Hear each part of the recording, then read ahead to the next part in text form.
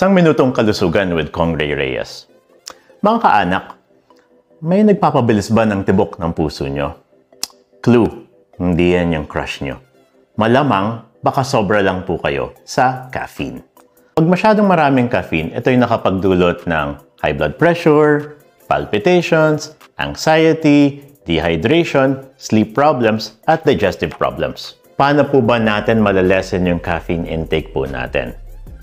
Number 1, subukan po natin na 1 less cup of caffeine per day. Pangalawa, kung maaari, wala pong caffeine intake pagkatapos po ng lunchtime. Kung available mga kaanak, switch po tayo sa decaffeinated na beverages o kaya sa mga healthier alternatives tulad ng green tea.